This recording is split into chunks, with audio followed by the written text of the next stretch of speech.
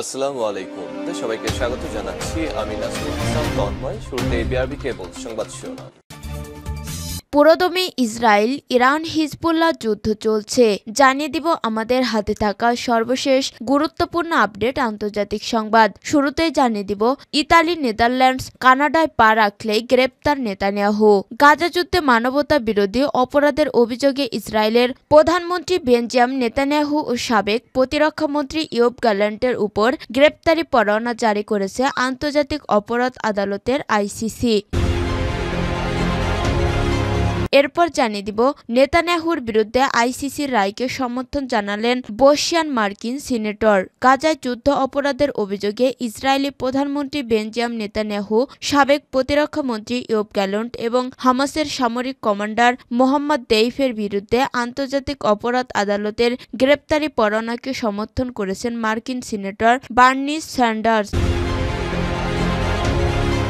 এদিকে নির্ঝর হত্যা ষড়যন্ত্রে মোদির সংশ্লিষ্টতা নিয়ে মুখ খুললেন কানাডা। শিখ নেতা হরদীপ সিং নির্ঝর হত্যার ঘটনায় কানাডা ও ভারতের মধ্যে বৈরী সম্পর্কের সম্প্রতি বোমা ফাটিয়েছে কানাডার এক সংবাদ মাধ্যম। সরকারি সূত্রের উদ্ধৃত দিয়ে দ্য গ্লোব অ্যান্ড মেল নামে ওই সংবাদ মাধ্যম তাদের প্রতিবেদনে দাবি করে নির্ঝর হত্যা ষড়যন্ত্রের কথা আগে থেকেই জানতেন ভারতের প্রধানমন্ত্রী নরেন্দ্র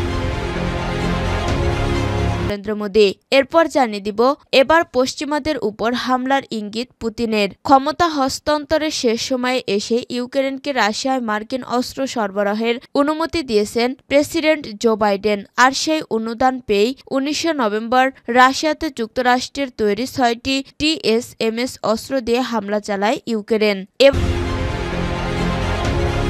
এবং সর্বশেষ জানিয়ে দিব গাজায় নিহতের সংখ্যা ৪৪,০০০ ছাড়ালো। ইসরায়েল ও হামাসের মধ্যে চলা ১৩ মাসের যুদ্ধে গাজায় উপত্যকায় নিহতের সংখ্যা ৪৪,০০০ ছাড়িয়েছে। বৃহস্পতিবার ২১ নভেম্বর স্থানীয় স্বাস্থ্য কর্মকর্তারা অ্যাসোসিয়েটেড প্রেসকে এই তথ্য নিশ্চিত করেছে। গাজার স্বাস্থ্য মন্ত্রণালয় জানিয়েছে তারা নিহত বেসামরিক এবং হামাস যোদ্ধাদের তালিকা পৃথকভাবে করেন না। তবে তারা বলেছে নিহতদের অর্ধেকেরও বেশি নারী ও শিশু। ইসরায়েলি সামরিক বাহিনী বলেছে তারা ১৭,০০০ বেশি জঙ্গিকে হত্যা করেছে, তবে এর সপক্ষে কোনো বিশ্বাসযোগ্য প্রমাণ নেই। প্রিয় দর্শক, এতক্ষণ শুনছিলেন সংবাদ শিরোনাম, এরপর বিস্তারিত। তবে তার আগে বন্ধু জানিয়ে দিন আপনি কোন স্থান থেকে আমাদের সংবাদটি দেখছেন এবং শুনছেন। জানিয়ে দিন এই সংবাদ সম্পর্কে আপনার মূল্যবান মতামত। আর বন্ধু, গাজা যুদ্ধে আপনি যদি নিরীহ ফিলিস্তিনিদের ভালোবেসে থাকেন তাহলে কমেন্টে এস লিখে বিশ্ববাসীকে জানিয়ে দিন। আর বন্ধু, আপনি যদি আমাদের চ্যানেলে নতুন হয়ে থাকেন তাহলে ভিডিওটি দেখতে দেখতে চ্যানেলটি সাবস্ক্রাইব করে রাখুন, যাতে করে আমাদের পরবর্তী সংবাদগুলো সবার আগে আপনার কাছে পৌঁছে যায়। এবারে বিস্তারিত। ইতালি, নেদারল্যান্ডস, কানাডায় পা রাখলেই গ্রেপ্তার নেতানিয়াহু।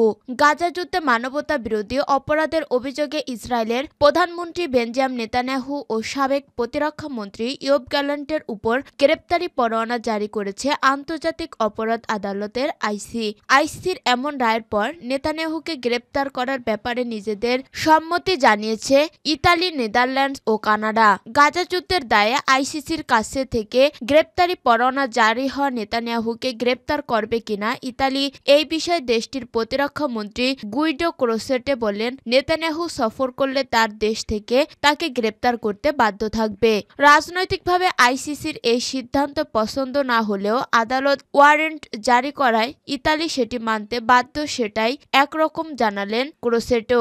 তার মতে নেতানিয়াহু এবং গ্যালান্টকে হামাসের মতো একই স্তরে রাখা আইসিসি ভুল সিদ্ধান্ত ছিল। তবে যেহেতু গ্রেপ্তারি পরোয়ানা জারি হয়েছে, কাজেই নেতানিয়াহু বা গ্যালান্টের যদি ইতালিতে আসেন তবে তাদের গ্রেপ্তার করা হবে। গাজায় গত ১৩ মাসে ৪৪,০০০ ফিলিস্তিনিকে হত্যা করেছে ইসরায়েল, যার বেশিরভাগ মহিলা ও শিশু। যার প্রেক্ষিতে আইসিসির এই রায়ের পর নেতানিয়াহুকে গ্রেপ্তার করতে সম্মত হয়েছে নেদারল্যান্ডস। ডাচ পররাষ্ট্রমন্ত্রী ক্যাসপার ভেল্ডক্যাম্প জানিয়েছে নেদারল্যান্ডস নেতানিয়াহুকে গ্রেপ্তার করবে যদি তিনি ডাচ মাটিতে পা রাখেন। বৃহস্পতিবার বৃহস্পতিবার পার্লামেন্টে এক প্রশ্নের জবাবে ভেল্টক্যাম্প বলেন, সরকারের তরফ থেকে লাইন পরিষ্কার। আমরা আইসিসিকে সহযোগিতা করতে বাধ্য। আমরা রোম সংবিধি শতভাগ মেনে চলি। ইউরোপীয় ইউনিয়নের বৈদেশিক নীতির প্রধান জোসেফ বোরেল আইসিসির এই রায় মেনে নিয়েছে এবং জানিয়েছে গ্রেপ্তারি পরোয়ানা একটি আইনি বিষয়, রাজনৈতিক বিষয় নয়। ইইউ এর ২৭টি সদস্য দেশ এবং অন্যান্য স্বাক্ষরকারী দেশগুলো যা মানতে বাধ্য। এদিকে কানাডার পররাষ্ট্রমন্ত্রী জাস্টিন ট্রুডো তার দেশের সমর্থন ও আইসিসির ওয়ারেন্ট মেনে চলার বিষয়টি নিশ্চিত করেছেন। তিনি বলেন, এটা সত্যি গুরুত্বপূর্ণ যে প্রত্যেকেরই আন্তর্জাতিক আইন মেনে চলা উচিত। জাতিসংঘের সংঘাতের শুরু থেকেই আমরা এটার প্রতি আহ্বান জানিয়ে আসছি। আমরা আন্তর্জাতিক আইনের পক্ষে। আমরা আন্তর্জাতিক আদালতের সমস্ত বিধিবিধান ও রায় মেনে চলব। নেতানিয়াহুর বিরুদ্ধে আইসিসির রায়কে সমর্থন জানালেন বর্ষিয়ান মার্কিন সিনেটর। গাজায় যুদ্ধ অপরাধের অভিযোগে ইসরায়েলি প্রধানমন্ত্রী বেঞ্জামিন নেতানিয়াহু, সাবেক প্রতিরক্ষা মন্ত্রী ইয়োব গ্যালন্ট এবং হামাসের সামরিক কমান্ডার মোহাম্মদ দেইফের বিরুদ্ধে আন্তর্জাতিক অপরাধ আদালতের গ্রেপ্তারি পরোয়ানাকে সমর্থন করেছেন মার্কিন সিনেটর বার্নি স্যান্ডার্স। মার্কিন সিনেটে উদার প্রগতিশীল হিসেবে পরিচিত স্যান্ডার্স প্রগতিশীল ঘরানার স্বতন্ত্র এই সিনেটর গাজায় যুদ্ধবিরতির ব্যর্থতার জন্য তিনি বাইডেন প্রশাসনের কট্টর সমালোচক। একই সঙ্গে ফিলিস্তিনে মানবাধিকার লঙ্ঘন এবং বর্বর হামলার জন্য ইসরায়েলের বিরুদ্ধে গুরুত্বপূর্ণ কণ্ঠস্বর। আইসিসির রায় নিয়ে স্যান্ডার্স বলেন, এরা সবাই বেসামরিক মানুষদের বিরুদ্ধে নির্বিচারে হামলা চালিয়েছে এবং অকল্পনীয় মানবিক দুর্ভোগের জন্য দায়ী। দীর্ঘ বিবৃতির পাশাপাশি এক্সে এক পোস্টে বর্ষিয়ান এই সিনেটর বলেন, বিশ্বজুড়ে আন্তর্জাতিক আইনকে সমর্থন না করে আমরা আরও বর্বরতার দিকে নামব। স্যান্ডার্স আরও বলেন, আমি আইসিসির সাথে একমত। মঙ্গলবার ইসরায়েলের কাছে যুক্তরাষ্ট্রের অস্ত্র বিক্রি আটকাতে মার্কিন সিনেটে একটি প্রস্তাব তুলেন বার্নি স্যান্ডার্স সহ কিছু ডেমোক্রেটিক সিনেটর। ফিলিস্তিনের গাজা উপত্যকায় ইসরায়েলের চলমান হামলার মধ্যে যুক্তরাষ্ট্রের অস্ত্র বিক্রির একটি চুক্তি আটকে দিতে মার্কিন সিনেটে এই চেষ্টা চালানো হয়েছে। এরপরও বলা যায়, বার্নি স্যান্ডার্সের অবস্থা এবং তার কণ্ঠস্বর ফিলিস্তিনি প্রশ্ন গুটি কয়েক নিরপেক্ষ দৃষ্টিভঙ্গির মধ্যে আলাদা। কারণ যেখানে রিপাবলিকান এবং ডেমোক্রেটিক দলের সবাই ইসরায়েলকে বিনা শর্তে সমর্থন দিচ্ছে, সেখানে স্যান্ডার্সের মতো একজন সিনেটর প্রতিবাদ এবং লড়াই অব্যাহত রেখেছেন। নির্ঝর হত্যার ষড়যন্ত্রে মোদির সংশ্লিষ্টতা নিয়ে মুখ খুললেন কানাডা। শিখ নেতা হরদীপ সিং নির্ঝর হত্যার ঘটনায় কানাডা ও ভারতের মধ্যে বৈরী সম্পর্কের সম্প্রতি বোমা ফাটিয়েছে কানাডার এক সংবাদ মাধ্যম। সরকারি সূত্রের উদ্ধৃতি দিয়ে দ্য গ্লোব অ্যান্ড মেল নামে একটি সংবাদ মাধ্যম তাদের প্রতিবেদনে দাবি করে, নির্ঝর হত্যার ষড়যন্ত্রের কথা আগে থেকেই জানতেন ভারতের প্রধানমন্ত্রী নরেন্দ্র মোদী।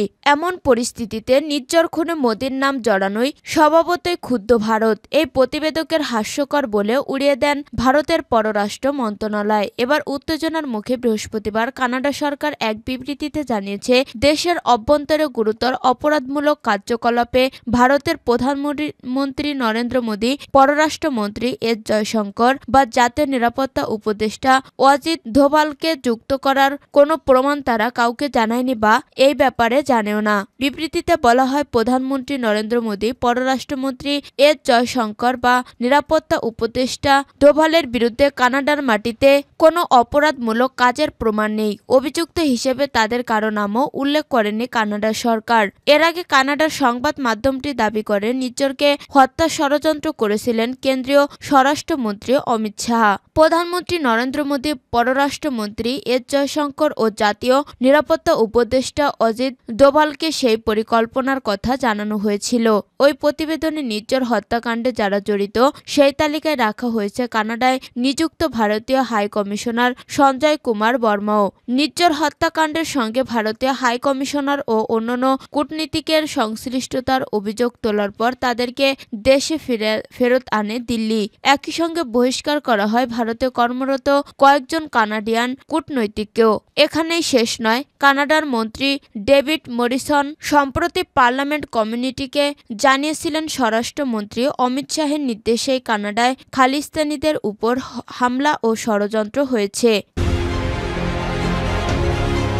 এবার পশ্চিমাদের উপর হামলার ইঙ্গিত পুতিনের। ক্ষমতা হস্তান্তরের শেষ সময়ে এসে ইউক্রেনকে রাশিয়ায় মার্কিন অস্ত্র ব্যবহারের অনুমতি দিয়েছেন প্রেসিডেন্ট জো বাইডেন। আর সেই অনুমোদন পেয়ে 19 নভেম্বর রাশিয়াতে যুক্তরাষ্ট্রের তৈরি 6টি TSMS অস্ত্র দিয়ে হামলা চালায় ইউক্রেন। এরপর 21 নভেম্বর ব্রিটেনের তৈরি স্টর্ম শ্যাডো ও যুক্তরাষ্ট্রের HIMARS অস্ত্র দিয়ে আবারও হামলা চালায় কিয়েভ। পরিপ্রেক্ষিতে এবার পশ্চিমাদের উপর পাল্টা হামলার হুঁশিয়ারি দিয়েছেন রুশ প্রেসিডেন্ট ভ্লাদিমির পুতিন। বৃহস্পতিবার ইউক্রেন যুদ্ধকে বৈশ্বিক যুদ্ধের সঙ্গে তুলনা করে পশ্চিমা দেশগুলোর উপর হামলার ইঙ্গিত দিয়েছেন পুতিন। রাশিয়া ইউক্রেনে একটি আগামী প্রজন্মের পরবর্তী পাল্লার ক্ষেপণাস্ত্র পরীক্ষা চালিয়েছে, যা একটি পারমাণবিক পেলোড মুক্ত করতে সক্ষম। আর এই বিষয়টিকে ইউক্রেনের প্রেসিডেন্ট ভলোদিমির জেলেনস্কি দেখেছেন পাগল প্রতিবেশীর পক্ষ থেকে যুদ্ধের স্কেল এবং নৃশংসতা হিসেবে। অন্যদিকে কিয়েভের মিত্র যুক্তরাষ্ট্র বলেছে রাশিয়া প্রতিটি ক্ষেত্রে সংঘাত বাড়ানোর জন্য দায়ী। রাশিয়ার মধ্যবর্তী পাল্লার ক্ষেপণাস্ত্রগুলো সাধারণত 5500 কিলোমিটার পর্যন্ত পৌঁছাতে পারে, যা নিজেদের ভূখণ্ড থেকে